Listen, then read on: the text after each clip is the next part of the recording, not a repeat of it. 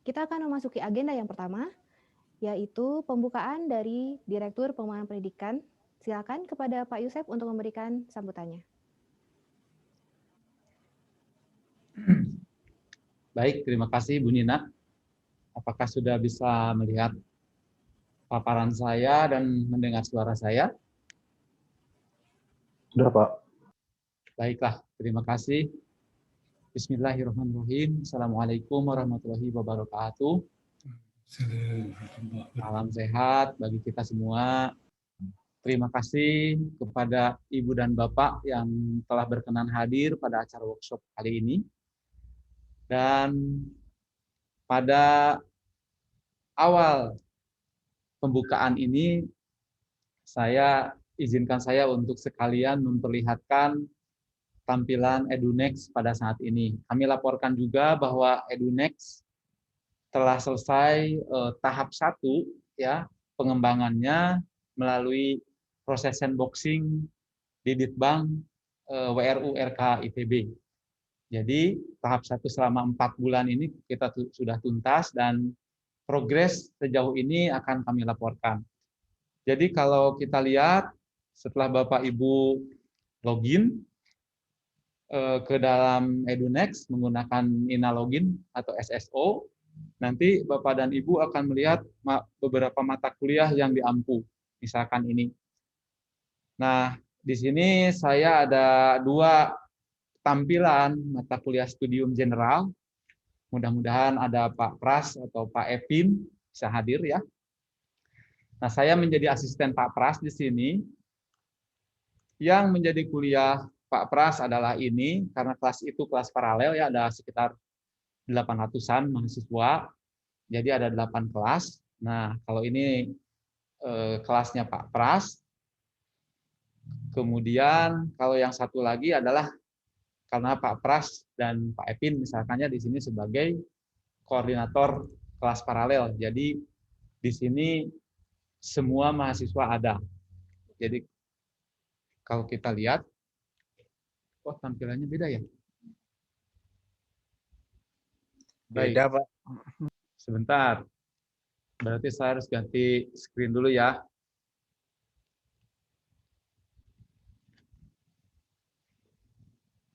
Oke, mudah-mudahan sekarang dapat terlihat oleh semua.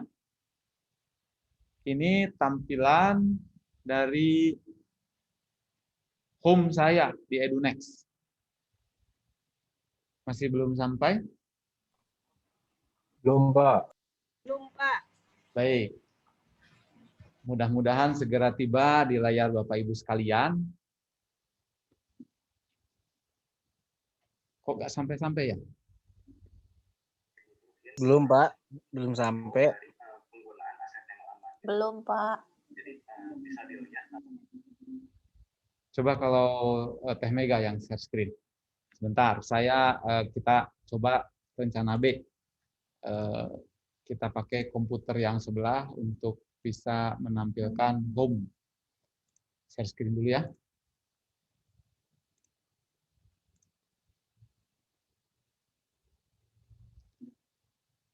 Oke. Nah, sekarang dicoba ditampilkan dari komputer yang lain. Apakah Ibu Bapak sudah dapat melihat tampilannya? Sudah. Sudah, Pak. Sudah, Baik. Pak. Sudah, Pak. Baik. Coba ya, saya akan mulai dari homepage saya. Ini adalah tampilan pada ketika saya masuk ke homepage saya setelah login dengan Ina SSO. Saya di sini ada beberapa mata kuliah yang diambil dari CX ya, disinkronisasi. Tapi saya juga request ke Ditbangdik untuk membuatkan beberapa mata kuliah spesial. Misalkan di sini saya punya mata kuliah namanya riset SLE misalkan. Nah, ini saya gunakan untuk pengelolaan riset-riset mahasiswa gitu ya, karena supaya lebih mudah. Tetapi yang bawaan dari CX punya saya adalah misalkan mata kuliah yang ini, mobile platform ini. Nah, ada di sini saya menjadi asisten dari mata kuliah Studium General, asistennya Pak Pras saya. Nah, mata kuliahnya adalah yang bawah ini. Nah, di sini saya menjadi asisten mata kuliah Pak Pras di kelas paralel beliau ya, karena mata kuliah ini ada 800 orang sekitar ya, 795 tepatnya. Ada 8 kelas paralel. Nah, karena Pak Pras juga sebagai koordinator, maka ada satu kelas paralel di sini. Yang isi mahasiswanya ya ada 765. Jadi kalau ujian atau bahan ajar, segala sesuatu yang aman untuk semua, nanti bisa dibuat di kelas paralel ini, kelas 0 gitu ya. Sementara kelas yang Pak Pras ampu, satu kelas saja ada di sini.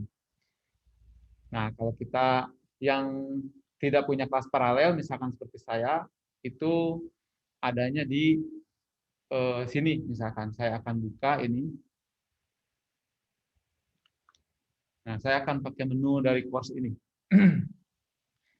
Nah, menu course ini, misalkan saya akan membuka salah satu contoh kuliah saya yang ini, saya klik ini. Nah, maka di sini saya punya 16 modul, sudah ditambah malahan ya menjadi 18 karena saya menyimpan beberapa bahan penting di sini.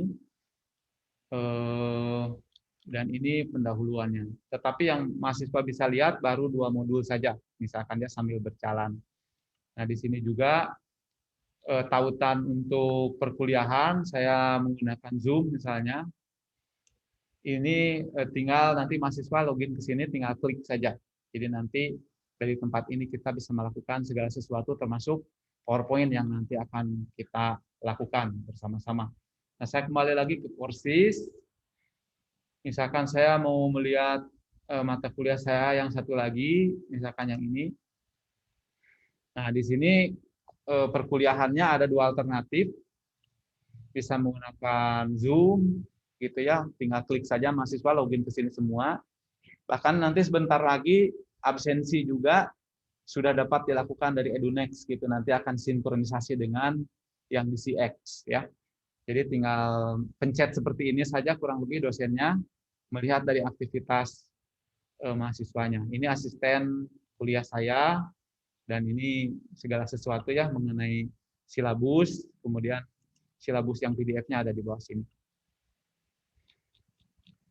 Nah, ini sekedar apa namanya sekilas saja, nanti akan ada workshop yang lebih lanjut. Hari ini lebih banyak untuk para wakil dekan bidang akademik ya dan kaprodi. Lebih banyak ke masalah dashboard-nya. Tapi ini untuk pengenalan saja. Nah, saya kembali ke sini karena saya menyimpan terkait dengan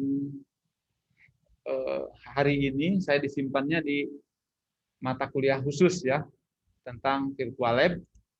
Jadi saya simpan di sini. Dan ini tadi terkait apa yang akan dilakukan ya, agenda, dan nanti saya akan diskusi mengenai virtualisasi pembelajaran dari sini. Ini juga kalau dibuat slideshow-nya, ya jadi dalam perkuliahan juga kita tinggal menjalankan seperti ini saja, sehingga dengan masuk ke EduNext, segala sesuatu atau sebanyak mungkin hal bisa dilakukan langsung dari EduNext gitu, sehingga tidak usah membuka lagi banyak aplikasi begitu ya. Nah, pengantarnya seperti itu. Yang selanjutnya kami akan memperkenalkan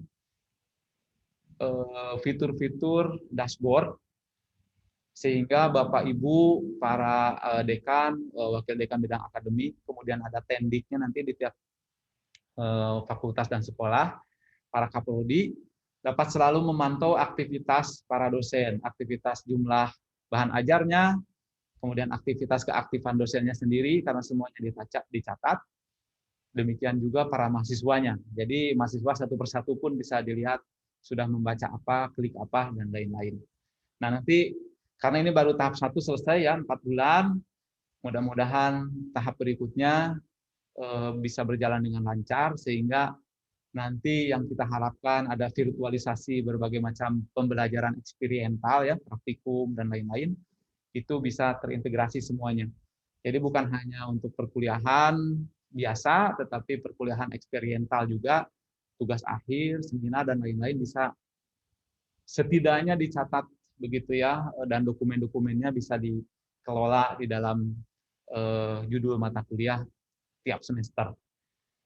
Nanti kita akan ada workshop yang lebih lanjut. Hari ini hanya pengenalan seperti itu saja. Nanti jika ada pertanyaan, ada sesi pertanyaan, kita bisa tanya jawab. Terima kasih atas perhatiannya. Sekali lagi kami sangat bangga Bapak Ibu telah berkenan hadir. Terima kasih Bu Nina. Silakan dilanjutkan untuk acara selanjutnya. Baik, terima kasih Pak Yusef untuk pembukaannya.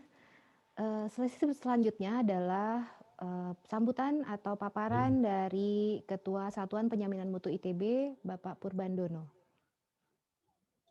Bismillahirrahmanirrahim. Assalamualaikum warahmatullahi wabarakatuh. Salam sejahtera untuk kita sekalian. Ibu dan Bapak, para sejawat, teman-teman, dosen yang saya hormati. Sekarang saya akan menyampaikan beberapa hal untuk melengkapi bahan yang digunakan oleh teman-teman kita di Direktorat Pengembangan Pendidikan untuk menyelenggarakan lokakarya tentang Learning Management System, dalam hal ini EduNext. Beberapa hal yang saya sampaikan ini adalah nantinya berupa konsep yang saat ini juga sedang dijalankan di Kantor Satuan Penjaminan Mutu ITB, dan saya akan mencoba menghubungkan sebetulnya apa yang kita perlukan dengan apa yang kita lakukan dan bagaimana kita bisa menghubungkan itu dengan capaian-capaian kinerja yang kita harapkan. Untuk itu saya sudah menyiapkan beberapa lembar paparan yang saya beri judul melampaui akreditasi atau beyond accreditation. Ya. Akreditasi, barangkali teman-teman sering mendengar kata-kata ini dan sangat erat dihubungkan dengan pekerjaan di Satuan Penjaminan Mutu yang memang tidak salah. Jadi memang pekerjaan akreditasi ini bisnis hari ke harinya sangat padat, selain yang lain, beberapa yang lain tentunya. Nah, bagaimana kita melihat hal ini dan bagaimana ini nanti hubungannya dengan apa yang kita lakukan sehari-hari di kampus dan apa nanti peran EduNext untuk mendukung ini, dan apakah memang hanya ini saja yang kita lakukan, mari kita lihat bersama-sama. Pertama yang saya tunjukkan adalah pola pikir tentang penjaminan mutu yang kita sama-sama lakukan di kampus ini. Kalau kita mengenal akreditasi sebagai salah satu bisnis yang dilakukan di Satuan Penjaminan Mutu, maka sekarang Rektor juga menugasi Satuan Penjaminan Mutu untuk mengelola peringkat universitas. Lalu bagaimana kita bersikap terhadap kedua hal itu? Nah, dalam konsep kami, maka akreditasi baik internasional yang sifatnya pilihan maupun nasional yang sifatnya wajib, serta peringkat universitas, yang sebetulnya kita bisa juga tidak ikut, tapi itu akan menjadi persepsi dari opini masyarakat terhadap reputasi kita, itu secara konseptual kita anggap sebagai mekanisme pengendalian mutu atau QC. Jadi ini tidak lain adalah mekanisme audit eksternal yang dilakukan oleh pihak luar, di luar ITB. Nah, oleh karena itu, kalau kita melihat ini sebagai pekerjaan yang kita harus juga lakukan, maka kita harus berpikir bagaimana melakukannya, karena orang lain yang melihat, dari sisi orang lain yang melihat. Dan selama beberapa tahun terakhir, memang pada waktu itu harus demikian, maka akreditasi internasional ini, catatan kuantitas program studi yang terakreditasi menjadi salah satu target untuk pengembangan dalam pembentukan berlangsungnya budaya mutu di kampus kita. Cuma kalau kita lihat sekarang, jumlah program studi yang terakreditasi internasional makin banyak, dan tentu pada saat ini pertambahannya akan makin sedikit. Maksud saya pertambahan jumlah program studi yang terakreditasi akan semakin sedikit, karena sudah hampir semua, hampir sebagian besar, terutama program studi sarjana. Program studi pasca sarjana belum banyak yang sudah terakreditasi internasional. Jadi artinya apa? Akreditasi ini makin lama makin jenuh, dan kita juga harus memikirkan bagaimana upaya-upaya peningkatan mutu kalau akreditasi internasional ini sudah kita lakukan semua. Itulah sebabnya makanya saya mencoba membuat judul yang membuat kita bisa berpikir bagaimana kita bisa melewati ini, beyond accreditation. Gitu. Nah, dalam hal peringkat universitas pun kurang lebih sama. Gitu. Situasi kita saat ini saya boleh mengatakan kita sudah jenuh ya dengan apa yang dengan proses bisnis yang kita punya pada saat ini. Itulah yang sudah kita bisa capai ya. Dari sisi eksternal, apapun yang kita bisa lakukan, kita sudah lakukan. Lalu bagaimana sekarang? Ya, berarti kalau memang kita ingin menumbuhkan sehingga budaya mutu itu bisa terjadi dalam kehidupan sehari-hari di kampus kita, ya maka kita harus melakukannya secara internal. Ya, gambar yang di bawah ini, gitu ya, melalui perbaikan berkelanjutan dan sistem yang diciptakan, yang dirancang oleh ITB untuk itu adalah sistem penjaminan mutu internal atau SPMI. Nah, apakah SPMI ini sudah bisa berjalan? Bagaimana situasinya sejauh ini? Mari kita lihat sama-sama. Ya, yang jelas kalau kita melihat ke bawah lagi, komitmen mutunya itu sudah ada. Ya, jadi para pimpinan kita, baik rektor maupun para dekan, ya, sudah menyatakan, ya, sudah bertanda tangan untuk berjanji berorientasi pada mutu, ya, dalam keseharian pengambilan keputusan. Ya. Tapi penjembatanan antara janji itu dengan audit eksternalnya yang kita masih harus kerjakan bersama-sama, dan kami di Satuan Penjaminan Mutu mencoba membuatkan kisi-kisi supaya energi kita tidak habis dalam melakukan ini, dan apa yang kita lakukan itu semua ada kaitannya ya. Sekali lagi, apa yang kita lakukan sehari-hari di kampus kita coba hubungkan dengan apa yang sebenarnya ingin kita capai, dan termasuk juga pengukuran-pengukuran kinerjanya juga harus bisa kita hubungkan sampai ke sana. Gitu. Ini sebagai contoh pencapaian yang sudah dilakukan, bahwa pimpinan kita sudah punya komitmennya, gitu ya. Sementara di ujung sana, di puncak gunung esnya tadi, bongkahan kecil akreditasi dan internasional juga kita sudah menyaksikannya bersama-sama. Nah, tinggal sekarang bagaimana kita menghubungkan ini. Makanya disinilah peran sistem penjaminan mutu internal itu. Gitu. Jadi peningkatan mutu yang berasal dari budaya yang dibentuk di dalam kampus kita sendiri, gitu. Bukan yang dipaksa oleh orang lain, gitu. Ya, karena kalau kita hanya bekerja untuk pemeringkatan dan akreditasi saja, tentu itu akan menjadi kosmetik yang melelahkan buat kita kalau itu tidak ada dalam keseharian kita. Jadi proses bisnis yang mengutamakan mutu itu harus ada dalam darah daging kita, begitu ya. Nah, proses bisnis apa yang sebetulnya sedang kita lakukan? Ini sebetulnya intinya ya. Proses bisnis inti kita adalah bagaimana kita membawa mahasiswa kita menjadi lulusan, sehingga nanti dia akan memberikan peran di masyarakat. Nah, ini adalah semuanya siklus tertutup pada dasarnya. Ya.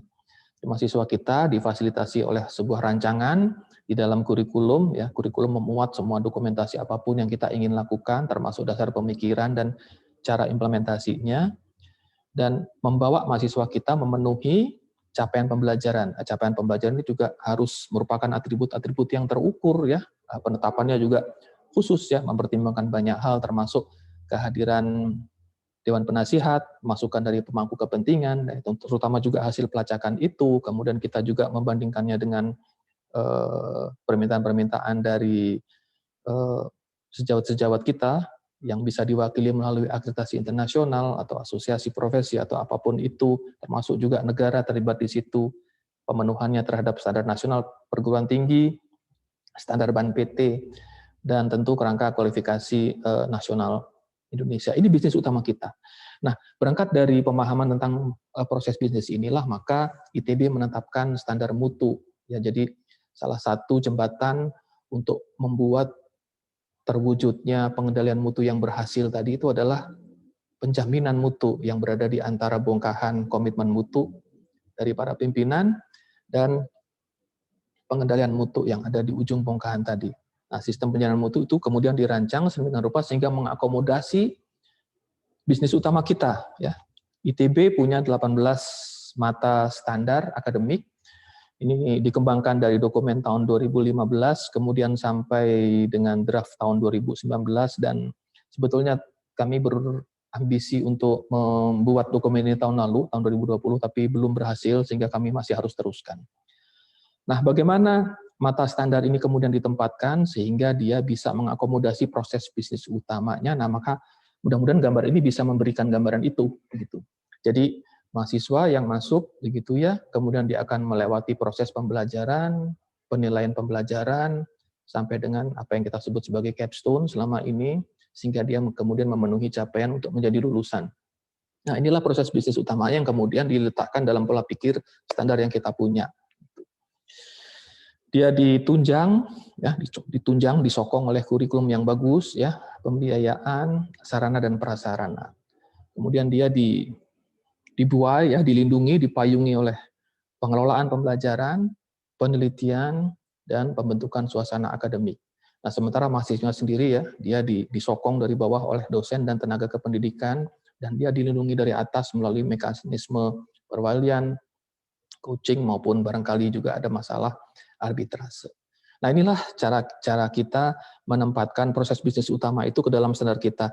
Dan ambisi kami adalah membuat standar-standar ini terukur, dan ukuran-ukuran itu harus mencerminkan kinerja proses bisnis yang langsung berhubungan dengan capaian yang kita ingin peroleh. Ya, entah itu akreditasi, atau mungkin melampaui itu misalnya recognition, bahkan peringkat. Ya, semua itu bisa kita hubungkan. Lalu di mana kehadiran EduNext di sini? Nah, di sini saya menggambarkan ya logonya EduNext, ya. Adalah di proses pembelajaran ini, dia sistem pendukung dalam proses pembelajaran itu, ya. Dan harapannya dia bisa ekspansi, ya, bisa meluaskan perannya sampai ke penilaian pembelajaran. Saya rasa sudah hampir sampai ke sana.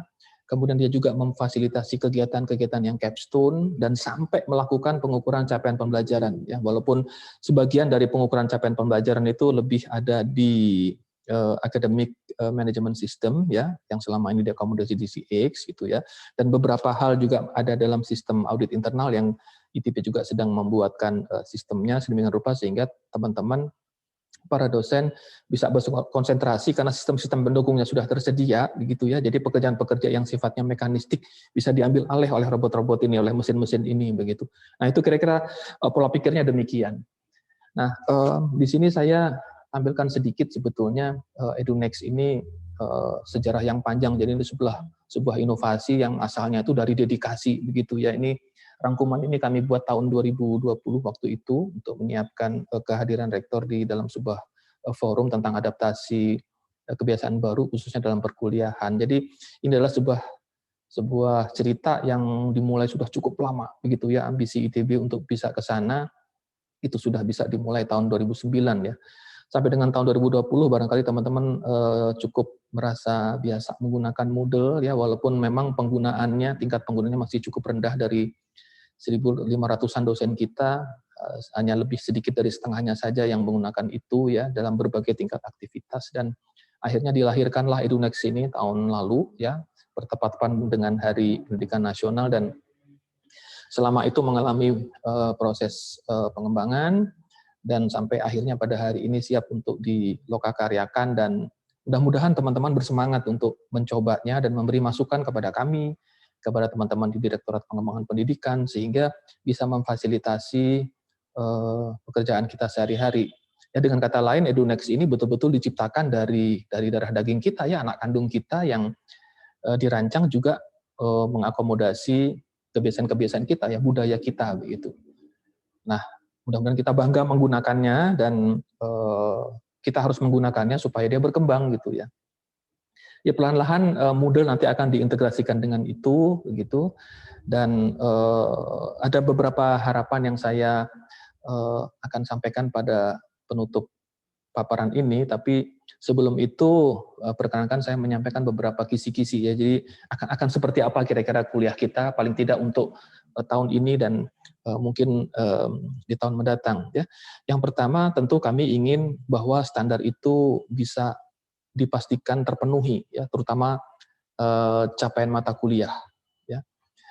Jadi kami sangat berharap teman-teman mau menyemangati rekan-rekannya, gitu ya, untuk melengkapi bahan kuliah, ya, bahan kuliah 4.0 yang sudah pernah kami sosialisasikan tahun lalu itu meliputi video pembelajaran, ya segmen-segmen video pembelajaran, ya standar minimumnya sudah ada, ya dia kurang lebih berbanding lurus dengan SKS-nya, makin banyak SKS-nya, maka makin banyak pula jumlah segmen-segmen video yang harus disiapkan. Kemudian salindia tentu, ya salindia penting itu untuk memandu dosen, untuk kita dosen memandu dosen menyampaikan bahan kuliah. Kemudian tentu pustaka, kepustakaan yang harus diacu, dan contoh penilaian, ya bisa kuis, ujian, contoh tugas, apapun yang bisa menjadi referensi mahasiswa supaya dia juga punya pola pikir bagaimana kemajuan belajar dia itu akan dinilai gitu ya. Kedua adalah standar pelaksanaan, ya. Standar pelaksanaan perkuliahan dan pemberian umpan balik tengah semester, ya. ITB akan mulai mensosialisasikan ini, ya, belum mencoba menerapkan ke semua program studi, tapi beberapa program studi sudah mulai mencoba menerapkan umpan balik tengah semester. Ya, ini juga mulai disyaratkan, ya. Sebetulnya memang ada paksaan dari luar, ya, dari lembaga akreditasi. Tapi saya rasa kita mempunyai alat pendukung yang memungkinkan kita bisa melakukan ini, begitu ya. Dan tentu akhirnya adalah penilaian dan evaluasi perkuliahan itu sendiri. Jadi keseluruhan siklusnya, persiapan, pelaksanaan, dan evaluasinya bisa dibantu oleh sistem ini, begitu. Nah, mohon ini yang disorot teman-teman, terutama yang saat ini mendapatkan tugas tambahan sebagai dekan, wakil dekan, atau ketua program studi, itu membuat teman-teman kita bersemangat untuk mendukung ini, begitu. Bahan kuliahnya lengkap, gitu ya. Kuliahnya dilaksanakan secara berkala dengan intensitas yang baik, begitu, dan mahasiswa dinilai sedemikian rupa sehingga mencerminkan pencapaian mereka, dan kita bisa mengukur dan menghitung pencapaian itu dengan standar capaian pembelajaran kita, gitu. Yang pertama. Yang kedua, rekan-rekan juga tentu melihat bahwa kelas mata kuliah sekarang dibagi dalam kelas-kelas paralel, ya tujuannya apa? Tujuannya adalah untuk meningkatkan interaksi sebetulnya supaya satu orang tidak berhadapan dengan terlalu banyak orang. Nah, karena standarnya tetap harus dijaga, ya, standar ujian, standar perkuliahan, standar materi, standar bahan, begitu, sampai dengan standar pengukuran, ya maka harus dipastikan bahwa para pengampu ini bekerja sama, begitu, bekerja sama, dan saya rasa sudah saatnya kita punya budaya baru, ya, punya budaya baru, proses bisnis baru, punya yang namanya dosen koordinator mata kuliah. Ya, dosen koordinator mata kuliah ini bukan berarti dia kemudian mengatur bahan apa yang diberikan, bukan, tapi dia membagi tugas, ya, karena biasanya setiap dosen punya ketertarikan masing-masing, dan ketertarikannya itulah yang kemudian mungkin bisa dikolaborasikan, ya. Ada yang senang bercerita, ya, ada yang senang mengumpulkan bahan, ada yang senang membuat salindia yang bagus. Nah, potensi-potensi itu bisa dikerjasamakan. Jadi kekuatannya dikumpulkan sehingga segmen pembelajaran atau perkuliahan menjadi paket yang utuh, begitu, yang bukan kerja individu, begitu. Nah, itu sebetulnya yang kami inginkan, begitu ya. Jadi bukan hanya menstandarkan pemenuhan minimumnya saja, tetapi juga ada nilai, ya, nilai tambah yang bisa diciptakan dari proses kolaborasi ini, begitu ya, termasuk nanti asisten, kalau ada asisten, biasanya teknisi, laboran, atau mahasiswa, atau siapapun, ya, termasuk program studi juga. Saya rasa semangat ini sudah mulai terlihat, ya, banyak fasilitas baru yang memang sengaja diadakan untuk mendukung ini di fakultas-fakultas sekolah. Dan yang ketiga, paling tidak untuk semester ini dan semester depan, untuk tahun ini paling tidak adalah bagaimana interaksi itu dipelihara, ya, walaupun daring, ya, baik interaksi antar pengampu dan terutama interaksi antara dosen dengan mahasiswanya, yang biasanya kita lakukan di kelas, kita melihat air muka, melihat raut wajahnya, kita tidak bisa lihat, kita tidak bisa rasakan, kita tidak merasakan udara yang sama, begitu. Nah, tentu itu tidak mudah, tapi ada cara-cara yang bisa kita lakukan, ya, walaupun daring, begitu, sehingga interaksi ini bisa kita jaga, ya. Nah, ini bisa sinkron, bisa tak sinkron, dan saya rasa LMS kita Edunex sampai dengan tingkat tertentu bisa memberikan fasilitas itu. Nanti kita akan bisa lihat sama-sama pada saat kita mencoba, ya. Jadi memang kita harus membuat tangan kita kotor, ya, untuk mengklik sana sini dan mencoba membuka, menutup, melakukan sesuatu, membatalkannya, dan ini pasti akan banyak eksperimen, ya, banyak percobaan, sesuatu yang memang kita tunggu sehingga dari situ muncul ide-ide bagaimana cara memperbaiki sistem itu. Nah, menutup pemaparan kami, saya ada beberapa catatan, ya terutama ini adalah harapan untuk EduNext sendiri, begitu ya. Dan beberapa dari catatan atau harapan ini memang sudah ada, ya, dan memang sedang dipikirkan bagaimana cara mengemasnya, ya. Pertama adalah pencatatan kelengkapan perkuliahan, ya, berapa banyak segmen, ya, berapa banyak salin dia, berapa banyak literatur yang sudah direpositorikan, yang sudah disumbangkan ke situ, ya. Dan juga aktivitas dosen dan mahasiswa, ya. Aktivitas itu artinya ya interaksi, komunikasi barangkali, ya. Ya, jadi kegiatan bersama yang dilakukan oleh dosen dan mahasiswa di EduNext, dan itu akan dicatat. Dan suatu hari, ya cepat atau lambat, sistem pencatatan seperti itu akan digunakan sebagai bukti kehadiran, ya, kehadiran. Kalau kita ke kelas, datang ke kelas itu berarti kita hadir, ya. Kalau kita hadir itu maknanya adalah kita berkontribusi pada perkuliahan itu, ya. Dan berkontribusi itu artinya kita ikut mengembangkan perkuliahan baik sebagai mahasiswa maupun sebagai dosen. Nah, kalau kita melakukannya secara daring, memang kita punya sekarang yang dalam tanda kutip daftar hadir yang kita lakukan secara mandiri di CX, ya, oke, itu satu hal. Tapi ada barangkali hal lain yang bisa dilakukan yang lebih aktual, begitu lebih akurat, dan memang menunjukkan intensitas interaksi itu. Dan saya rasa inilah yang dimaksud oleh Direktorat Pengembangan Pendidikan sebagai kehadiran secara intelektual, ya, atau kehadiran secara kognitif pada suatu kegiatan pembelajaran yang bauran, yang sifatnya bauran. Bauran itu artinya ada daring, ada luringnya. Suatu ketika nanti ketika kuliah luring sudah mungkin dijalankan, sistem ini tetap akan kita pakai, gitu ya.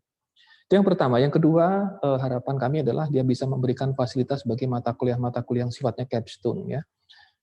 Di beberapa program studi ada proyek akhir, ada tugas akhir, ya, kemudian ada tesis, disertasi, dan perkuliahan yang tak konvensional lainnya, ya, termasuk ya kerja nyata barangkali, kerja praktik, ada sistem untuk memfasilitasi itu. Kami juga belum tahu seperti apa bentuknya, tapi sekurang-kurangnya dia bisa memberikan gambaran seperti apa interaksi itu terjadi, begitu ya, sehingga kita bisa ukur, kita bisa menemukan parameter-parameter yang bisa kita gunakan untuk mengukur seberapa jauh dia meningkat dalam hal khususnya hubungannya dengan pemenuhan capaian pembelajaran gitu.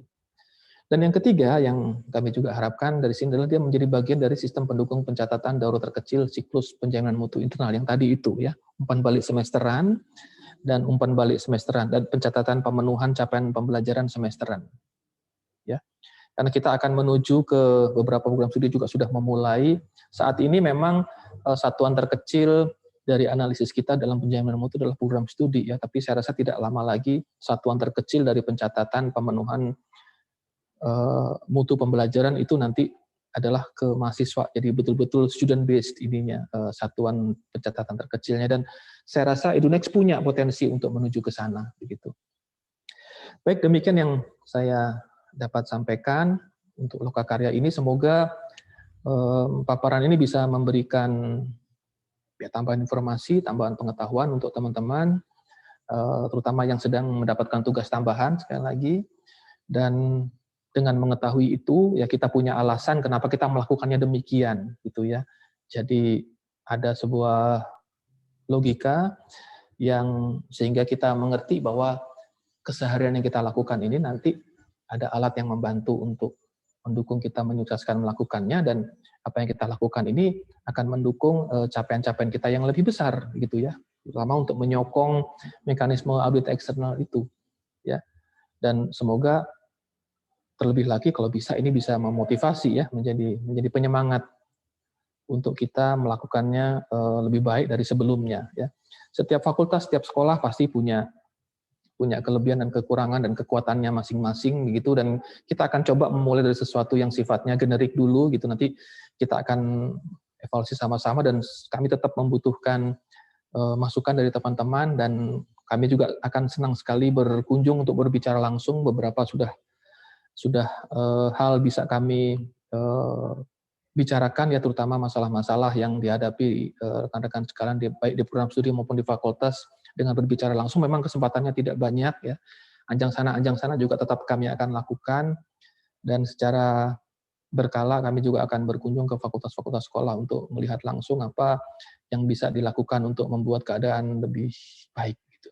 Nah, demikian dari kami. Terima kasih atas perhatian dan semoga bermanfaat untuk kita semua. Salam sehat selalu, salam sejahtera untuk kita semua. Assalamualaikum warahmatullahi wabarakatuh. Waalaikumsalam. Terima kasih untuk paparannya Pak Purbo. Kita akan membuka sesi tanya jawab dari 2 orang penanya. Silakan Ibu Bapak bisa mengangkat tangan di Zoom-nya.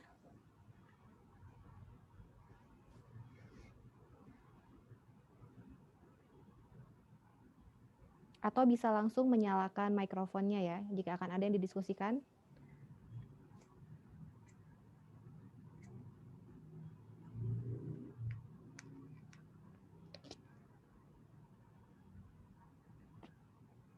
Oke, tidak ada.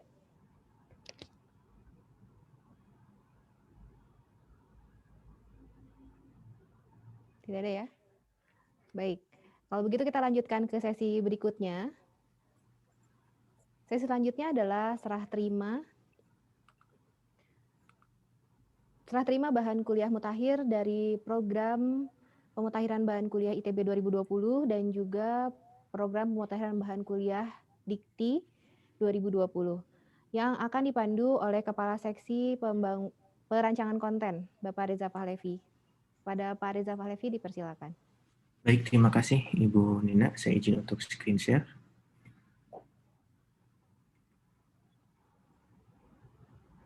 Baik, izin saya menyampaikan untuk program pemutakhiran bahan kuliah atau PBK di tahun 2020, kami dari Direktorat Pengembangan Pendidikan melaksanakan 2 program PBK, yaitu PBK ITB yang diikuti oleh 132 peserta dari 12 fakultas sekolah, dan PBK Dikti yang diikuti oleh 40 peserta dari 2 fakultas sekolah. Untuk konten mata kuliah di PBK ITB ini sudah kami unggah 2 modul awal ke LMS EduNext. Yang kami utamakan adalah untuk mata kuliah yang berjalan di semester ini. Lalu untuk aksesnya itu Ibu Bapak dapat menggunakan akun SSO ataupun akun EduNext-nya. Lalu untuk program PBK Dikti ini konten mata kuliahnya sudah kami unggah ke LMS pada Dikti ID dan dapat diakses menggunakan akun LMS pada Diktinya. Nah, dengan ini kami serah terimakan akun dari LMS EduNext dan Spada Diktinya kepada para peserta.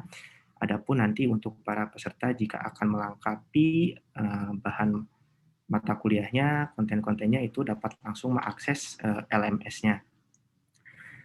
Untuk program pemutakhiran bahan kuliah ini, kami juga menerbitkan sertifikat sebagai penghargaan atas partisipasi para peserta atas partisipasi dan kontribusinya dalam kegiatan pemutakhiran bahan kuliah.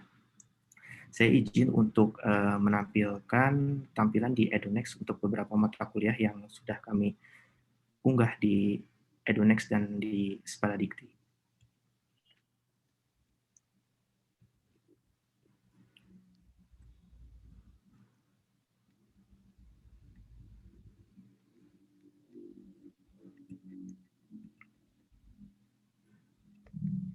Baik, ini sebagai contoh saya login menggunakan akun lain yang non SSO.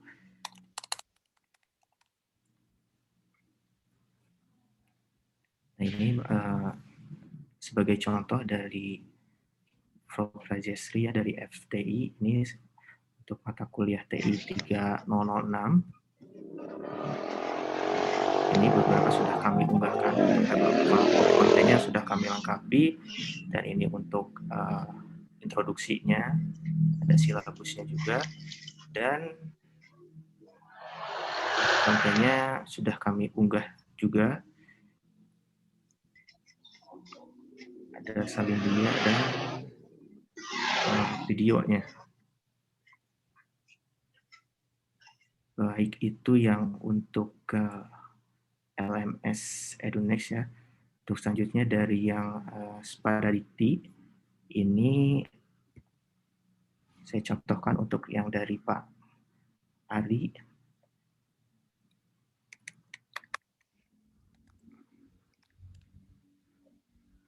Nah, ini tampilan awal ketika masuk ke halaman LMS Sparadikti. Ini untuk mata kuliah Teknologi Komputasi Awan. Kita klik View Course. Nah, di sini sudah muncul tampilan awal introduksi di LMS Sparadikti untuk mata kuliah Teknologi Komputasi Awan. Ini sudah hampir kami unggah semua untuk konten-konten mata kuliahnya sebanyak 16 modul. Dan ini merupakan isi dari setiap modulnya.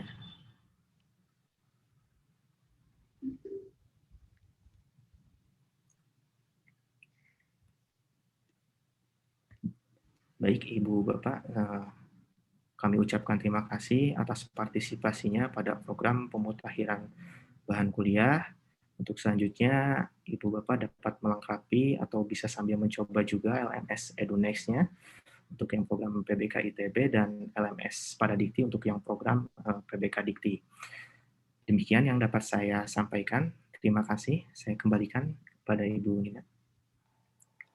Baik, terima kasih Pak Reza.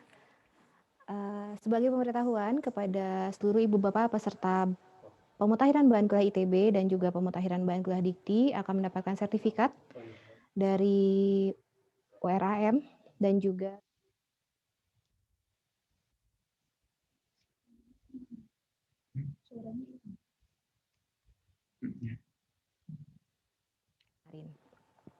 Baik, kita akan masuk ke acara berikutnya, yaitu demo untuk fitur dashboard EduNext yang akan diberikan oleh Kepala Seksi Pembangunan Teknologi Pendidikan, Direktorat Pengembangan Pendidikan ITB. Kepada Pak Fikri, dipersilakan. Baik, terima kasih Bu Nina. Saya izin share screen dulu. Baik, sudah terlihat tampilan layarnya, Pak? Sudah, Pak. Sudah ya, sudah terdengar suaranya ya. Baik, Assalamualaikum warahmatullahi wabarakatuh. Perkenalkan, nama saya Muhammad Rizal Fikri. Semoga Bapak dan Ibu selalu dalam lindungan Tuhan Yang Maha Kuasa. Baik, pada kesempatan kali ini saya akan menampilkan demo dari fitur-fitur yang ada di LMS EduNext. Baik, saat ini kami sudah menyiapkan 12 akun untuk WDA, juga 12 akun untuk admin di setiap fakultas. 13, maaf dengan SPS ya. Kemudian kami pun saat ini sedang menyiapkan akun-akun untuk Kaprodi gitu ya. Jadi di sini untuk row WDA dan admin fakultas dapat melihat halaman dashboard di sini. Jadi untuk WDA dan admin fakultas dapat melihat course atau mata kuliah yang ada di fakultas atau sekolahnya masing-masing. Nah, di sekolah atau fakultasnya tersebut bisa dilihat jumlah mata kuliah yang sedang di periode yang sedang berjalan. Nanti Bapak dan Ibu juga dapat melihat konten-konten yang ada di periode-periode sebelumnya. Tapi mungkin karena ini dimulainya dari semester sekarang, jadi mungkin kontennya yang lebih rapi, yang lebih banyak tuh di periode semester sekarang. Selain jumlah mata kuliah, Bapak dan Ibu juga dapat mengecek jumlah kelas yang mengontrak seluruh mata kuliah di fakultas masing-masing. Kemudian jumlah dosennya ada berapa yang mengampu di semester tersebut dan jumlah mahasiswa yang mengikuti pembelajaran. Tentunya ini lebih memudahkan Bapak dan Ibu ya ketika mereka laporan. Banyak sekali yang menghubungi kami bagaimana cara mendapatkan data dari Moodle. Nah, melalui LMS EduNext, Bapak dan Ibu tidak perlu capek-capek melihat course-nya satu persatu ya, cukup dari halaman dashboard Bapak dan Ibu saja. Nah, selain itu kita pun dapat melihat konten-konten yang sudah diunggah ke sana. Semakin banyak konten, nanti angkanya pun akan bertambah, dan ini untuk PDF untuk stay sekarang ada 249 konten ya. Dan untuk filenya itu ada 35 file di sini, bisa berupa video dan ini ya. Kemudian exam di sini adalah fitur untuk ujian online. Jadi Bapak dan Ibu, kalau kita melihat, mungkin kalau di Moodle ya, kita melihat itu jumlah kuis ada berapa, itu tidak bisa kita lihat. Ada berapa UTS dan UAS yang menggunakan EduNext, Moodle, mohon maaf. Tapi di EduNext kita bisa melihat ada berapa ujian online yang diperuntukkan untuk kuis, ada berapa yang digunakan untuk UTS, dan jumlah UAS-nya ada berapa. Itu bisa terlihat. Selain itu, kita pun dapat melihat log dari user ya per harinya gitu. Seperti sekarang ada 109 orang, dan di mana di 5 menit terakhir ini dapat kita lihat juga gitu jumlah user yang sedang online-nya, baik itu student maupun dosennya. Selain fitur dashboard ini, Bapak dan Ibu pun bisa melihat detail mata kuliahnya gitu ya. Detail mata kuliahnya. Ya, belum tahu. Kalau kita klik tampilannya belum berubah. Oh, belum berubah. Ini sudah, ya. Ya, stop screen, kemudian share screen, tab yang baru ya. Oh iya. Oh, maaf. Baik, sudah terlihat Bapak Ibu ya? Ya. Ya, udah. Baik, kalau misalkan Bapak dan Ibu klik courses di sini gitu ya, maka kita akan terhubung ke list mata kuliah yang berada di semester aktif. Nah, ini bisa kita lihat, bisa kita urutkan juga gitu ya. Ini kodenya itu sesuai alfabet gitu ya. Tapi kalau kita ingin cari gitu, kita bisa filter juga di sini. Misalkan ST3100. Nah, ini juga bisa terlihat gitu ya. Kemudian jika kita ingin klik detailnya, kita juga bisa cari II misalkan 3602 gitu. 36 IF 6 berapa ya Pak Yusuf? 6 berapa ya Pak? Oh ini 6088. Nah ini mungkin ya multimedia learning. Kalau kita ingin lihat detail mata kuliahnya, itu juga bisa Bapak dan Ibu ya. Di sini bisa terlihat dosennya siapa saja gitu ya. Kemudian kelas yang mengontrak mata kuliah tersebut, dan juga detail dari setiap mahasiswanya gitu. Nah, untuk akun mahasiswa ini bisa kita klik detail ya, seperti ini, dan kita bisa melihat log usernya. Mungkin saat ini yang terlihat log usernya seperti ini, tapi kedepannya memang EduNext pun akan diperbarui kembali sehingga nantinya Bapak dan Ibu bisa mendapatkan data yang lebih mencukupi kebutuhan Bapak dan Ibu, misalkan ingin melihat yang aktif dalam kurun waktu tertentu, itu juga sedang disiapkan gitu untuk periode berikutnya. Baik, selain detail user dan detail course tadi, Bapak dan Ibu juga dapat melihat statistik dari mata kuliah, program studi, dan fakultasnya. Nah, jika kita klik fakulti di sini, maka Bapak dan Ibu dapat melihat ada berapa mata kuliah, juga modul ini topik ya, topik pembelajaran yang sudah ditambahkan di EduNext, juga kontennya. Nah ini mungkin keseluruhan di stay saat ini ada 659 gitu ya. Dan untuk ujian online-nya itu ada 57, serta tugas ini ada 11. Kalau kita klik di sini, kita akan masuk ke detail prodinya gitu. Nah, ketika Bapak dan Ibu bisa masuk ke detail prodi, nah Bapak dan Ibu bisa mengurutkan kira-kira dari prodi mana yang terbanyak gitu ya kontennya. Tapi mungkin ini juga nanti dikembangkan kembali. Mungkin kita harus harus melihat dari proporsi jumlah mata kuliahnya juga gitu ya. Kira-kira cukup berapa persen gitu. Karena kalau dari kuantiti saja kasihan juga ya untuk yang memang ini sedikit gitu. Nah, mungkin ini bisa Bapak dan Ibu lihat, bisa diurutkan dengan cara klik kontennya gitu ya.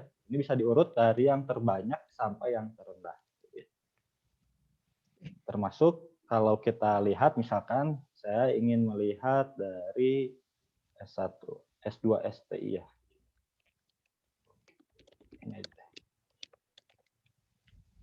Saya ingin melihat detail course yang di STI misalkan. Di sini juga terlihat raihan dari setiap mata kuliah yang ada di sana. Gitu. Nah, ini bisa kita urutkan juga dari yang tertinggi sampai yang terendah. Gitu. Kira-kira mata kuliah apa yang paling banyak kontennya. Nah, ini lebih memudahkan ke Bapak dan Ibu untuk menganalisa kira-kira perkembangan kegiatan belajar mengajar melalui LMS EduNext ini sejauh mana sejauh ini sampai mana gitu ya. Nah, ini Bapak dan Ibu dimudahkan dengan fitur-fitur yang ada di LMS EduNext sehingga nantinya Bapak dan Ibu walaupun mungkin sekarang megang EduNext juga gitu ya, tapi Bapak dan Ibu tidak memakan waktu yang lama gitu ya untuk melihat report-report yang ada di EduNext. Baik, ini mungkin kalau kita lihat dari akun WDA.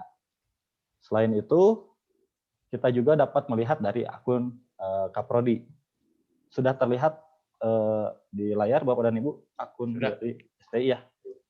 Baik, ini misalkan akun dari Kaprodi STI. Sebetulnya fiturnya hampir sama, hanya saja yang bisa dilihat dari di sini itu hanya mencakup satu prodi itu saja. Gitu. Jadi memang di sini sudah difilter mata kuliah yang ditampilkan untuk Kaprodi ini hanya dari prodinya saja. Termasuk juga data statistik seperti ini. Dan perbedaannya, nah, untuk akun Kaprodi di sini dia hanya bisa melihat program studi dan statistik mata kuliahnya gitu ya. Kalau kita lihat sama saja dengan akun yang tadi, dengan akun WDA masih bisa lihat detail mata kuliah seperti ini. Juga detail dosen juga bisa terlihat gitu ya. Jadi kalau misalkan nanti Bapak dan Ibu ingin melihat, ini kebetulan Pak Baskara memang belum menggunakan ini. Coba kita lihat kalau yang dari Pak Isep.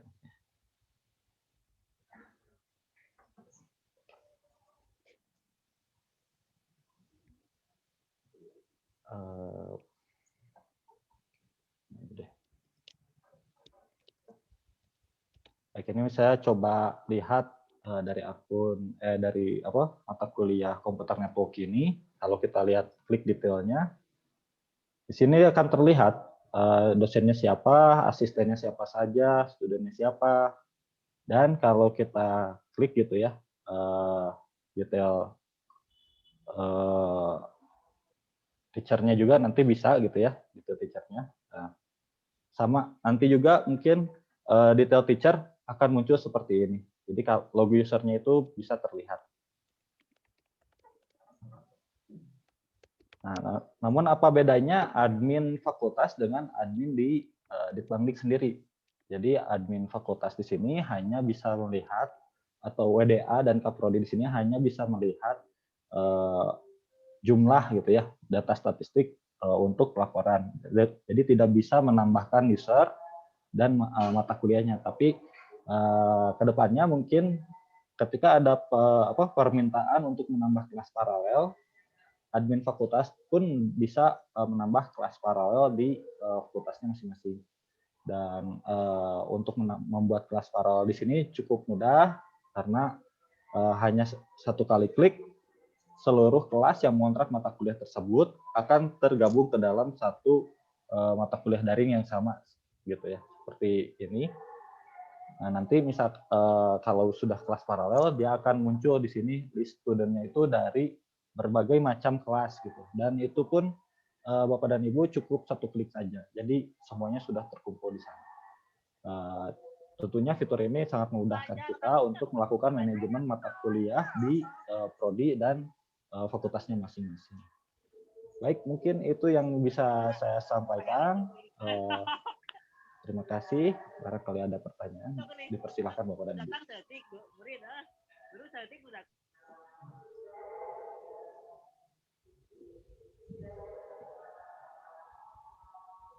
Baik, terima kasih Mas Fikri. Selanjutnya kita akan memasuki agenda berikutnya, yaitu diskusi mengenai virtualisasi pembelajaran eksperiental. Teh Atina Putri, sudah siap untuk presentasi ya? Iya ya. Baik Bu Nina, karena Teh Atina sedang mempraktekkan salah satu contoh dari praktikum virtual ya. Nanti mungkin bisa share screen, tapi untuk sementara kita akan masuk dulu ke mata kuliah ini. Saya akan berbagi dulu cerita dengan Ibu dan Bapak. Nah, saya masuk ke salah satu, saya menggunakan mata kuliah virtual ini ya, YR 0004 untuk salah satu capstone ya di STAY. Nah, saya menggunakan ini untuk mengelola risetnya. Nah, kemudian bisa bantu? Ya.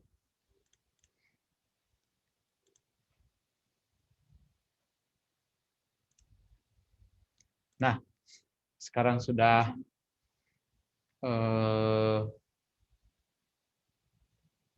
datang filenya. Bentar, masih kita tunggu dulu. Di situ aja.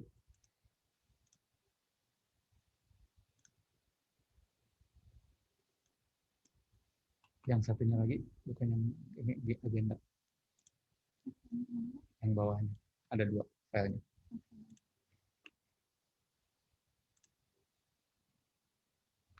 Yang ini nih. Ya.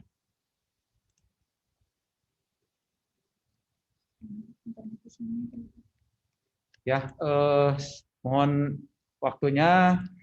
Sebentar, saya coba dulu ya. Mungkin di tempat saya sudah tiba. Oh ya, saya share screen dulu ya. Ternyata internet kita harus banyak. Oke, sudah muncul dua-duanya ya. Baiklah, kita gunakan langsung saja yang ini. Nah, baik, kami ingin berbagi dulu ini terkait dengan arahan Pak Wakil Rektor Bidang Akademik dan Kemahasiswaan setelah kemarin rapat koordinasi dengan para WDA. Nah, jadi kalau kita lihat ya, pembelajaran eksperiental ini, kita lihat di sini ada porsi virtualisasi.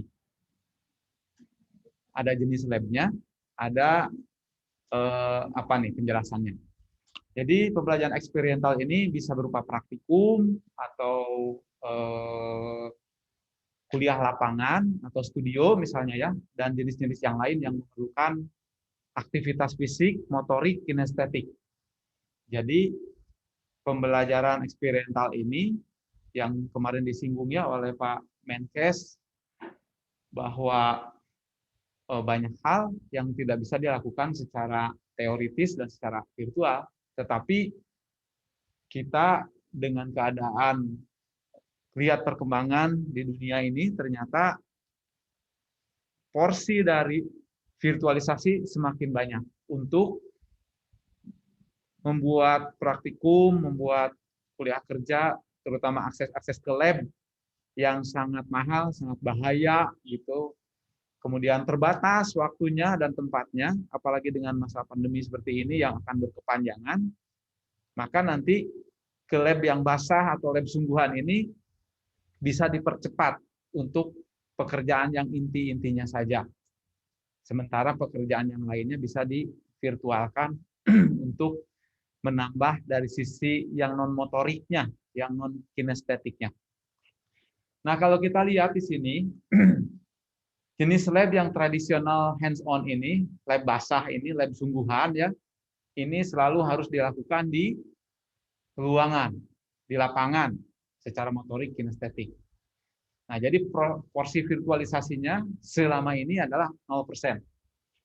Jadi tanpa ada virtualisasi. Bahkan ujian pendahuluan, persiapan, ya semua dilakukan di dalam lab.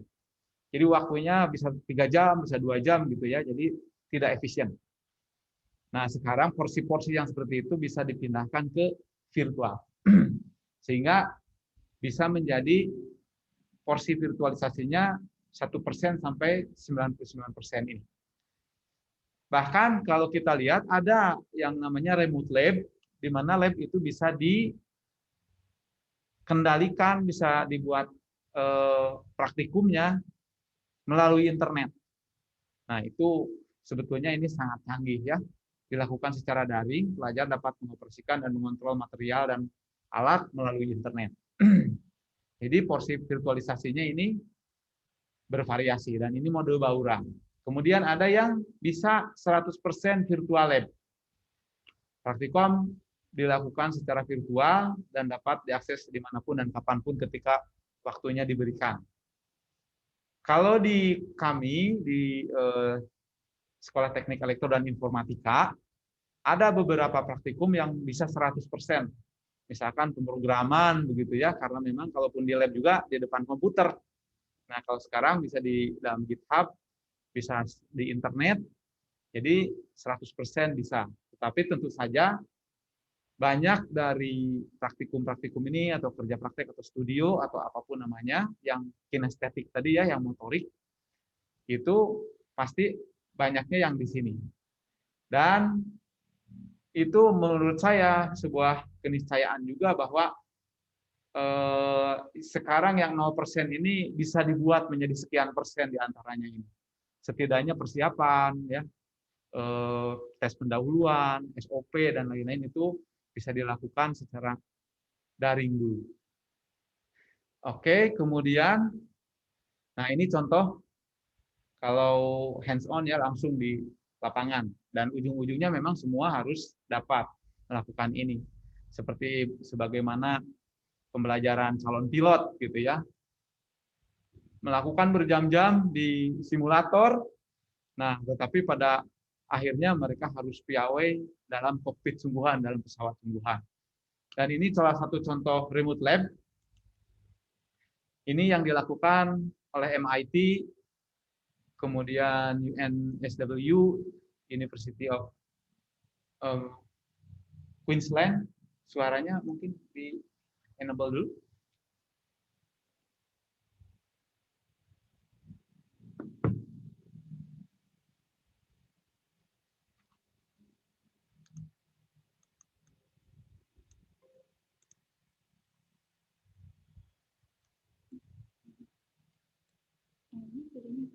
Ya, sebelumnya. Nah, ini.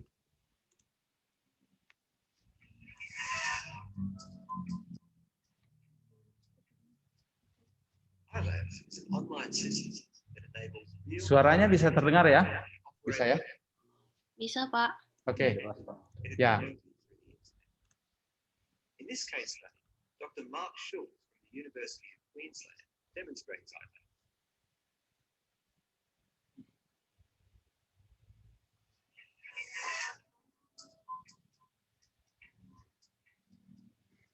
iLabs is an online system that enables new laboratory equipment to be operated remotely through the internet. In this case study, Dr. Mark Schultz from the University of Queensland demonstrates iPad. He talks about how his institution has developed experiments using this system that have become a rich online resource for science students and teachers from around the world. What we're providing is remote access to computerized experimental gear. Nanti kami akan share supaya dapat ditonton dengan tuntas ya. And the insight they had was not that putting the experiment online was the great thing, but how did you control access?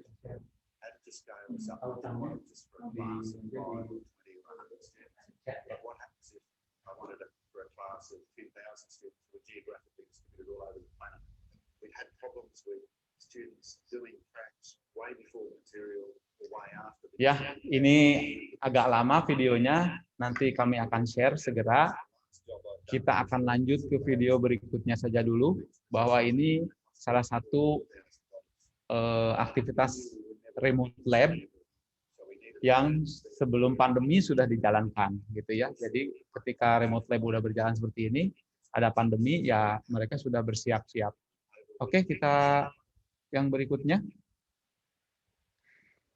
Nah, ini salah satu contoh virtual lab yang lebih sederhana.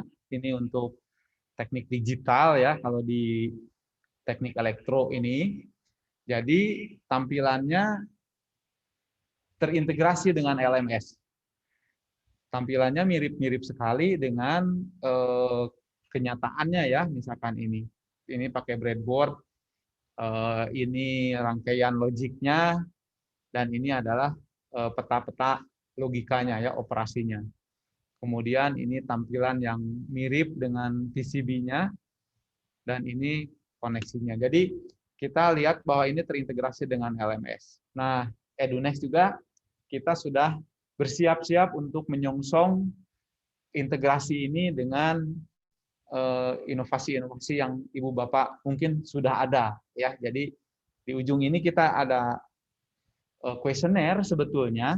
Nanti kuesionernya juga mohon disampaikan ya di chat untuk melihat Ibu Bapak di fakultas sekolah di prodi masing-masing sudah sejauh mana kita memvirtualkan pembelajaran eksperimental ini. Sudah sejauh mana sekarang dengan tiba-tiba pandemi bisa melakukan apa. Sesudah itu kita mau berencana seperti apa ke depan. Nah, kemarin Pak Weram memberi arahan bahwa mari kita inisiatif mengajukan proposal besar untuk membuat film ini supaya ITB menjadi leading sektor di bidang ini. Jangan UGM terus, ITS gitu ya, IPB, UI, Universitas Ahmad Dahlan gitu ya, ITB semakin tenggelam begitu ya. Nah, mungkin ini kita inisiatif karena kadang-kadang dengan lobby yang baik kita tidak mesti menunggu ada pengumuman untuk mendapatkan dana hibah misalkan ya. Tapi dengan inisiatif itu sudah terbukti juga kita dapat mendapatkannya dana untuk pengembangan semacam virtual lab ini. Baik, kita lanjutkan contoh yang lain. Ini yang berbasis VR. Tadi di belakang saya juga kita sudah memulai ke sana. Ada beberapa alat di sini ya di Ditbangdik untuk melakukan virtual lab yang fidelity-nya sudah mirip dengan kenyataan gitu, sudah sangat mirip karena dengan VR ini jadi lebih imersif. Dan ini adalah contoh, nanti kita akan share saja lagi tautannya ya, karena ya kalau kita jalankan ini juga nggak lama ya, 6 menit, sekitar 6 menit. Dan kurang begitu keras lagi ya. Tapi nanti bisa di-share untuk bayangannya. Oke, nanti kalau ada request saja kita akan jalankan. Kita akan hentikan saja. Yang selanjutnya, ini virtual lab yang dibuat oleh akademisi di Jerman. Kemudian mereka bikin perusahaan akhirnya cukup besar ya, namanya Labster.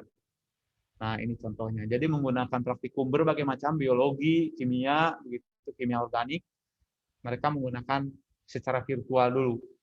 Setelah di sisi virtual selesai, barulah mereka ke lab sungguhan. Jadi persiapan yang sulit, bahan-bahan yang mahal, alat-alat lab yang mahal menjadi lebih efisien penggunaannya. Oke. Dan ini beberapa macam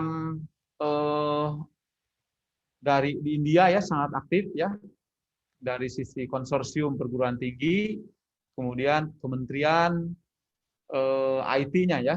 Ini kalau kita mungkin Ristek BRIN-nya. Nah, kalau konsorsium India juga mereka menggunakan mengembangkan berbagai macam virtual lab ini. Kemudian ini Carnegie Mellon contohnya untuk beberapa bidang, University of Colorado, dan ini yang lain. Coba kita lihat ada makalah ilmiahnya yang berikutnya. Kita lihat. Nah, di bawah ini ada, oh iya, saya simpan di modul 3, modul 2. Ini makalah Q1. Wah, mungkin sekarang kita levelnya baru mengejar Q1. Nah, mudah-mudahan bisa mengejar TRL 9 juga ya untuk virtual lab ini. Nah, ini virtual reality labs review of experiences. Jadi ini melihat bagaimana virtual lab ini. Macam-macamnya ya. Ini di berbagai macam perguruan tinggi top begitu ya. Kemudian yang lain lagi ada yang Q2-nya nih. Ini melihat perkembangan di Inggris. Oh, kalau ini Q1 juga sih ya, Computers and Education. Ini melihat perkembangan berbagai macam virtual lab yang sudah ada di dunia. Dan di ITB sepertinya belum ada. Semoga mulai tahun ini akan jadi ada. Oke. Nah, jadi ini dari pancingan saya. Sekali lagi arahan dari Pak Weram, kita sama-sama memikirkan dan mengajukan proposal bersama ya, supaya kalau ada minimal 13 virtual lab dulu untuk tahun ini, tahun depan jadi misalkan, itu sudah luar biasa. Jadi kita kalau hanya untuk jadi konsumen sih tinggal pilih, udah banyak yang mau jualan ya. Tetapi masa kita mau jadi konsumen terus? Mungkin ada baiknya jadi konsumen dulu, melihat dulu best practice, setelah itu kita beranjak sedikit demi sedikit menjadi produsen. Di Indonesia ada 4.000-an ya perguruan tinggi. Jadi kita sebetulnya sangat potensial untuk dapat menjadi produsen, kemudian memberi manfaat kepada sekian banyak dosen dan mahasiswa. Seluruhnya ada 8,3 jutaan mahasiswa ya di seluruh Indonesia dari 4.000-an perguruan tinggi negeri dan swasta. Seperti demikian dulu Bu Nina. Nanti setelah ini kita ada kuesioner, mohon Ibu dan Bapak dapat mengisinya terkait dengan virtual lab ini. Dan sesuai arahan Pak Weram, kita ke depan akan adakan diskusi yang lebih intensif terkait dengan pengajuan proposal dari ITB ya, setidaknya ada 13 subproposal, mungkin kalau setiap fakultas sekolah ada satu, sehingga kita bisa ya berbuat sesuatu dan mudah-mudahan namanya juga usaha ya, mendapatkan pendanaannya. Demikian, terima kasih Bu Nina.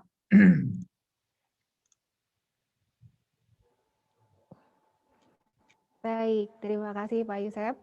Bapak Ibu sekalian, kami sudah mengirimkan link untuk kuesioner, ada di kolom chat di Zoom ya. Silakan Bapak Ibu untuk kita bersama-sama mengisi kuesioner tersebut, lalu akan menjadi bahan diskusi kita setelah pengisian kuesioner. Kita punya waktu 5 menit untuk pengisian kuesioner. Silakan Ibu Bapak untuk mengakses di tautan yang ada dibagikan di chat.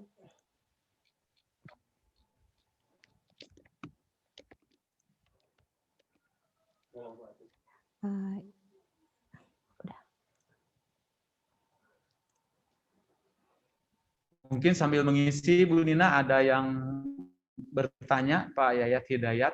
Kita sebelumnya Pak, mungkin Teh Mega bisa share screen respon dari kuesioner ini.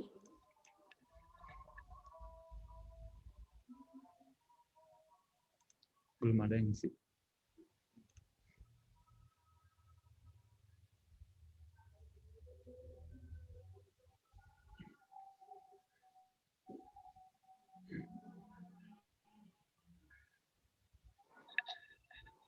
jika memang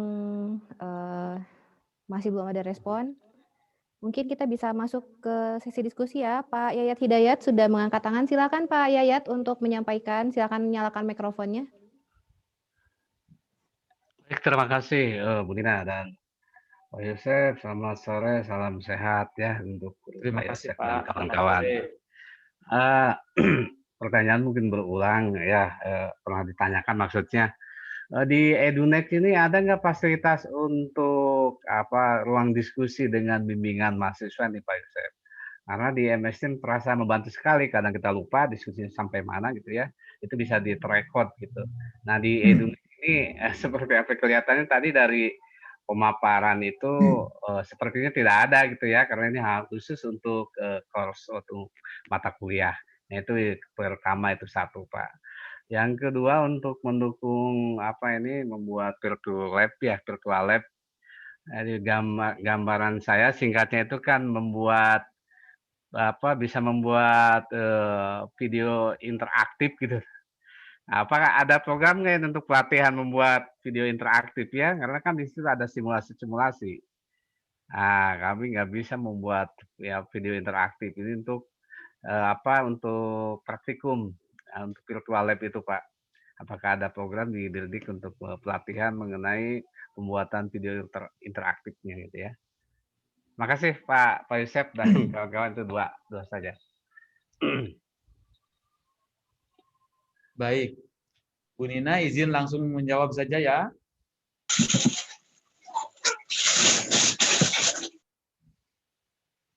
Baik. Betul Pak, jadi saat Edunex versi 0, sekian itu kita ada forum Pak. Nah kemudian masuk ke proses fase 1 sandboxing. Forum ini karena satu dan lain hal kita belum kembangkan, tetapi fase 2 yang mudah-mudahan akan segera dimulai ya, karena fase 1 itu Oktober sampai Januari ya, 4 bulan. Nah, kita fokus kepada hal-hal yang untuk perkuliahan tadi Pak, khususnya untuk dashboard itu, karena keperluan dari SPM, kemudian berbagai pihak lah ya, prodi gitu, kemudian WDA, karena semua memerlukan alat untuk mengetahui sejauh mana kita online. Kita memerlukan ini bukan karena ranking-rankingan, meskipun di ranking juga diperlukan ya, tetapi untuk melihat kematangan ITB secara organisasi. Jadi kami prioritaskan hal yang itu. Jadi yang memang yang baru ada sekarang adalah fitur untuk perkuliahan, kemudian untuk ujian, untuk tugas, dan dashboard. Nah, di tahap 2 ini, fitur forum interaksi ini, termasuk nanti absensi, ya, kemudian beberapa hal yang lain, itu akan dikembangkan, Pak. Jadi sebenarnya kita udah punya di versi awal, dan versi ini karena ya administrasi begitu ya, kita akan segera adakan di tahap kedua ini. Nah, kita tahu ini sebuah pentahapan, jadi saat ini memang interaksinya belum ada Pak, tapi sudah kita jadwalkan. Yang kedua terkait dengan pelatihan, ya jadi memang untuk membuat virtual lab itu pasti perlu setidaknya 2 ahli, ya ahli yang membuat pengembangan aplikasi IT ya berbasis web atau berbasis 3D, berbasis VR, dan satu lagi adalah dari subject matter expertnya, jadi dari Bapak Ibu sekalian.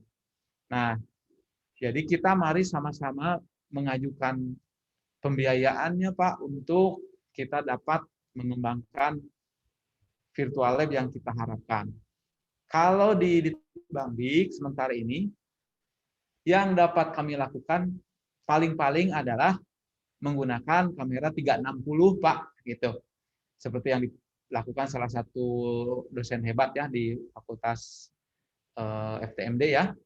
itu menggunakan kamera 360, kemudian mengenalkan alat-alat mesin begitu yang besar-besar di lab, dan mahasiswanya dapat, kalau dia menggunakan Google Cardboard yang 50 ribuan itu, bisa seolah-olah ikut berada di lab karena bisa melihat ke sekeliling lebih baik, lebih menarik.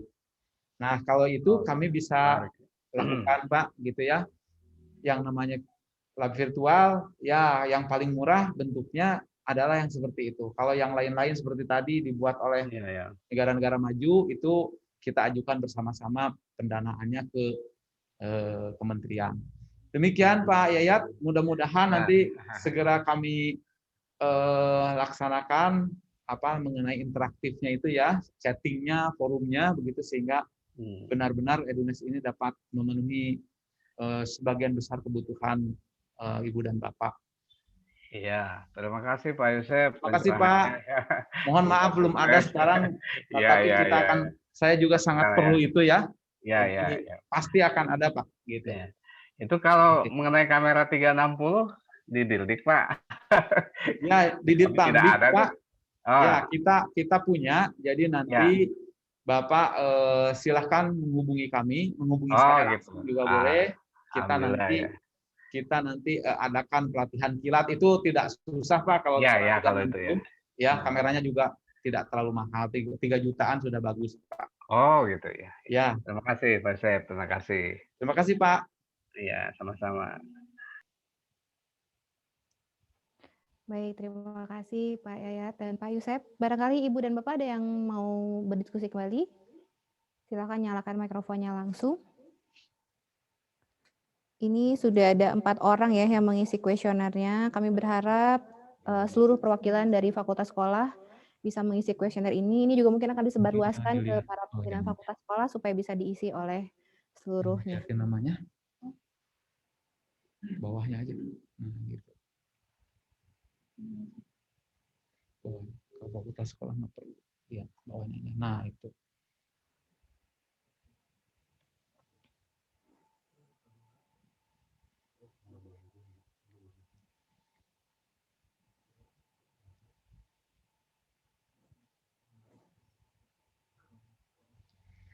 Ya, sambil menunggu kita akan melihat dari 4 responden ini, apa boleh buat?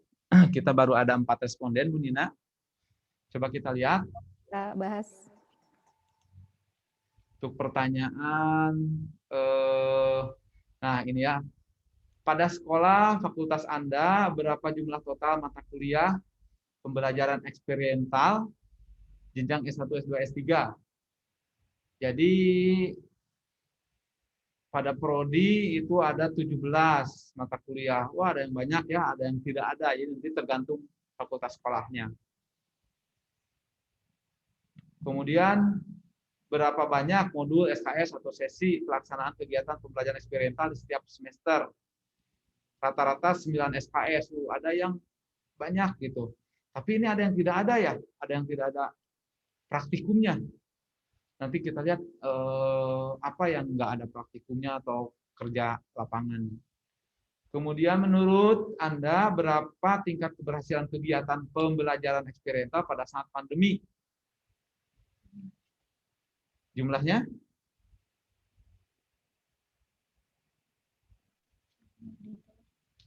Coba kita lihat dulu ya. Oke, jadi rata-rata di sini 8 ya dari ini. Oke. Rata-rata 8, jadi cukup berjalan dengan baik ya. Berikan masukan terhadap peningkatan keberhasilan kegiatan pembelajaran eksperimental saat ini, saat pandemi ya. Menggunakan whiteboard virtual untuk mata kuliah berbasiskan gambar sketsa. Nah, mungkin ini di FSRD ya. Kemudian perlu menyiapkan bahan dengan matang dan rinci, kemudian diperlukan peran aktif mahasiswa. Menurut Anda, berapa tingkat kesulitan pelaksanaan kegiatan pembelajaran eksperimental pada saat pandemi? Nah, ini memang harus dibuka ya, tapi jadi ada nama-namanya, barangkali Bapak dan Ibu takut, kami khawatir ada yang keberatan namanya terlihat, gitu ya. Tapi yang jelas di sini angkanya itu antara 0 sampai 10.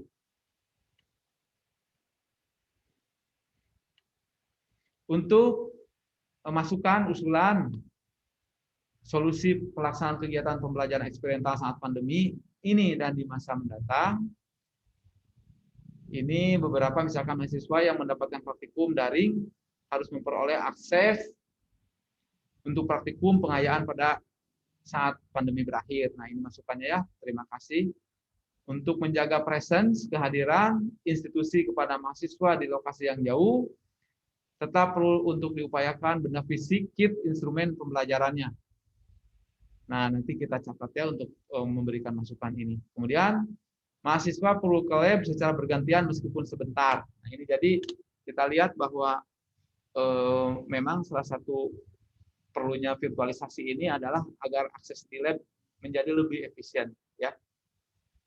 Kemudian, apa saja aplikasi teknologi daring yang digunakan untuk menunjang melengkapi pembelajaran eksperimental, misalnya apakah ada simulator atau pengenalan disampaikan melalui video ajar atau video 360 tadi, dibantu dengan VR dan lain-lain ya. Di sini virtual lab dari berbagai web interaktif seperti biointeraktif.org. Nah, ini sudah ada juga berarti yang tersedia ya.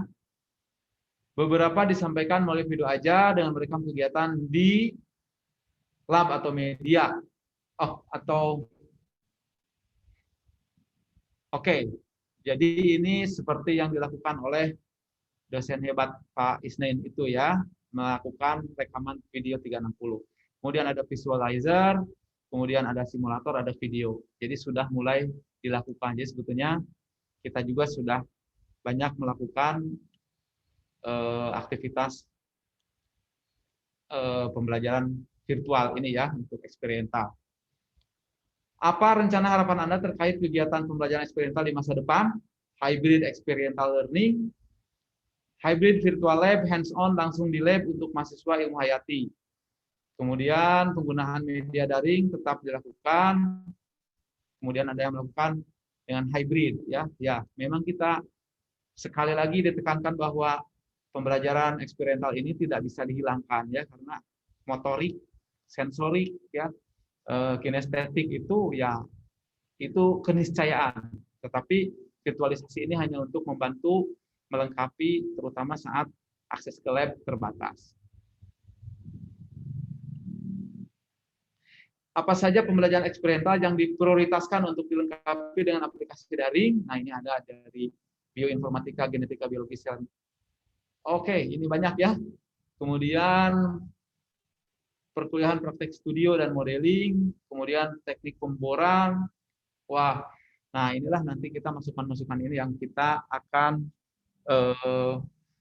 mungkin kita adakan lagi sekali lagi setidaknya ya acara supaya kita dapat membuat yang lebih baik untuk ITB dan mudah-mudahan dapat berkontribusi juga bagi nasional. Bu Nina, terima kasih Bu. Sepertinya itu dulu.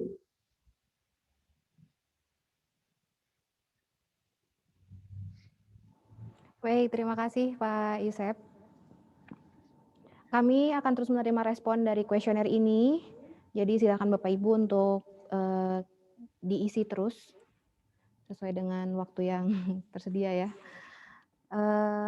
Mungkin itu saja Pak Yusef untuk agenda hari ini. Kita sudah melewati seluruh agendanya.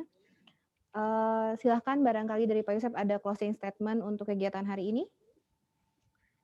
Baik Ibu dan Bapak, terima kasih sekali lagi atas kehadirannya. Nanti mungkin kita adakan lagi untuk khusus acara terkait dengan penyusunan usulan proposal ini ya ke kementerian. Untuk kali ini, silahkan Ibu dan Bapak dicoba dulu EduNext-nya, dicoba masuk ke dalam ketika masih kosong, ya nanti harus mulai dicicil penggunaan pengunggahan konten-kontennya. Nah, kami akan adakan lagi workshop dan sedang mencicil sekarang berbagai macam buku panduan supaya memudahkan. Kami punya WA ya untuk helpdesk.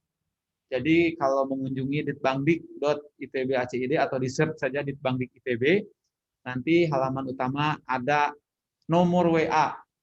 dan ada icon WA sehingga kalau ada apa-apa tinggal diklik saja ke sana. Itu saja Bu, Ibu dan Bapak, terima kasih banyak. Mohon maaf jika masih banyak kekurangan di sana sini. Kita akan berusaha menyempurnakannya terus. Terima kasih. Iya. Baik, terima kasih Pak Yusef untuk closing statement-nya. Ibu dan Bapak sekalian, kita sudah sampai di akhir acara kita hari ini. Untuk pemberitahuan saja, seluruh panduan EduNext sudah tersedia di website kami, dikbangdik.itb.ac.id. Di sana ada halaman panduan, kemudian juga beberapa video sudah kami unggah juga di YouTube officialnya ITB, jadi Bapak Ibu bisa mengakses di sana. Dan seperti sudah disampaikan oleh Pak Yusef, jika ada kesulitan silakan menghubungi kami di WhatsApp Helpdesk Ditbangdik. Terima kasih untuk partisipasi Bapak Ibu sekalian hari ini. Sampai jumpa di kegiatan berikutnya. Saya Nela Lestari, pamit. Assalamualaikum warahmatullahi wabarakatuh.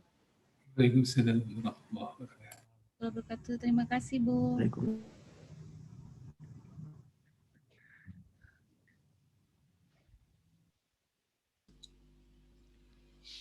Assalamualaikum, makasih Bapak Ibu.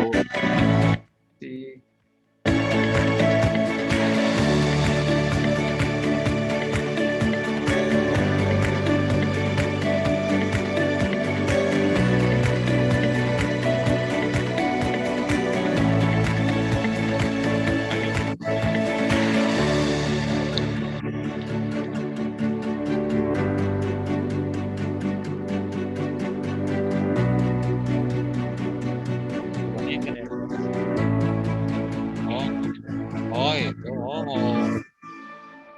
miring-miring.